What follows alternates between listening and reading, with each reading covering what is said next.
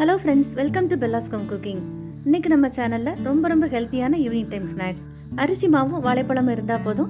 சாயங்காலம் ஸ்கூல் போயிட்டு வர பிள்ளைங்களுக்கு இட்லி பாத்திரத்தில் வேக வச்சு கொடுத்துடலாம். விரும்பி சாப்பிடுவாங்க. எப்படி பண்ணுறதுன்னு பார்க்கலாம். 2 கப் அரிசி மாவு. கடைகளில் கிடைக்கக்கூடிய இடியாப்ப மாவு, கொழுக்கட்டை மாவுன்னு கிடைக்கும். அதான் பயன்படுத்தியிருக்கேன். ஏற்கனவே வறுத்த மாவாக இருந்தாலும் லேசாக வறுத்து எடுத்துக்கலாம். அப்போ தான் நல்லா சாஃப்டாக வரும். வீட்டில் பதப்படுத்தி வறுத்து வச்சுருந்த மாவாக இருந்தால் திரும்ப வறுக்க வேண்டிய தேவையில்லை. ரொம்ப குறைவான தீயில், ரொம்ப வறுக்க வேண்டிய தேவையில்லை. லேசாக கையில் தொட்டு பார்க்கும்போது நல்லா சூடேறி இருக்கணும். அவ்வளோதான், ஆஃப் பண்ணிடலாம். வேறொரு பாத்திரத்துக்கு மாற்றி வச்சிடலாம். இந்த சைஸ் வாழைப்பழத்தில் 3 பழம் எடுத்திருக்கேன். நான் இன்னைக்கு சிங்கன் பழம் எடுத்திருக்கேன். நீங்கள் எந்த பழமாக இருந்தாலும் பயன்படுத்திக்கலாம். சின்ன பழமாக இருந்தால் 7-8 பழம் எடுத்துக்கோங்க. 1/2 கப் நாட்டு சர்க்கரை, ப்ரௌன் சுகர் அல்லது மண்டை வெல்லம் பயன்படுத்திக்கலாம். மண்டை வெல்லத்தில் மண் தூசி ஏதாவது இருந்தால் கொஞ்சமாக தண்ணி சேர்த்து பாகு காய்ச்சி வடிகட்டி பயன்படுத்திக்கோங்க. இனிப்பு அதிகம் சேர்க்க பிடிக்கும்னா 1/4 கப்லேருந்து 1/2 கப் வரைக்கும் கூட சேர்த்துக்கலாம். 1/2 கப்லேருந்து 1 கப் வரைக்கும் துருவின தேங்காய் அதிகமாக சேர்த்தா டேஸ்ட் ரொம்ப நல்லாயிருக்கும். 1/4 டீஸ்பூன் சுக்குத்தூள், 1/2 டீஸ்பூன் ஏலக்காய் தூள். 4 ஏலக்காயை தட்டி கூட நீங்கள் சேர்த்துக்கலாம்.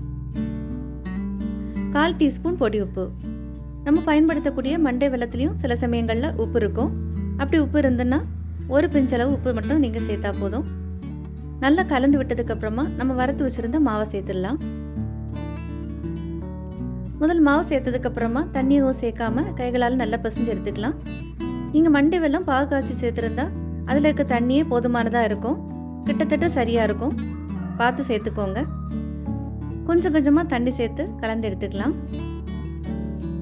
கொஞ்சம் குவான்டிட்டியில் செய்கிறதா இருந்தால் நான் சேர்த்துருக்க அளவுகள் அப்படியே பாதி சேர்த்துக்கோங்க. 1 கப் அரிசி மாவு, 3/4 கப் இனிப்பு அளவுகள் எல்லாம் சேர்த்துக்கோங்க.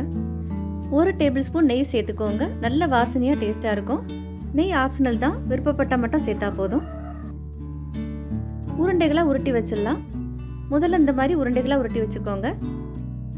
எல்லாம் அந்த மாதிரி உருண்டை பிடிச்சதுக்கப்புறமா இந்த மாதிரி கட்டில் சேப்புக்கு லேசாக தட்டி எடுத்துக்கோங்க. அப்போ சீக்கிரமாக வெந்துடும். இப்படியே இட்லி பாத்திரத்தில் ஒரு காட்டன் கிளாத்தால் மூடி கூட வேக வச்சுக்கலாம். வாழை இலையில் இந்த மாதிரி மூடி வச்சு வேக வைக்கும்போது வாழை இலை ஃப்ளேவரோட நல்லா இருக்கும். நீங்கள் தண்ணி கொஞ்சம் இலக்கமாக வச்சு அப்படியே கூட வாழை இலையில் வச்சுக்கலாம். இந்த மாதிரி செஞ்சிங்கன்னா ஒட்டாமல் ஈஸியாக வரும். வாழை இலையில் வேக வைக்கும்போது வாழை இலை உடையாமல் இருக்கிறதுக்கு டிப்ஸ் சொல்கிறேன். ஒவ்வொன்றா தீயில வாட்டி எடுக்கிறதுக்கு பதிலாக 1 நிமிஷம் இந்த மாதிரி கொதிச்ச தண்ணியில் மூடி வச்சு எடுத்தால் போதும்.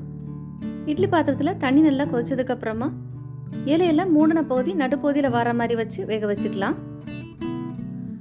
10லேருந்து 15 நிமிஷம் வரைக்கும் ஆகும். ஒன்று எடுத்து செக் பண்ணி பார்த்துக்கலாம். திறந்து பார்க்கும்போதே தெரியும், மேல் பகுதியில் இந்த மாதிரி லேசாக நிறம் மாதிரி கண்ணாடி பதத்தில் இருக்கும். தீ ஆஃப் பண்ணதுக்கப்புறமா 2-3 நிமிஷம் அப்படியே மூடி இருக்கட்டும்.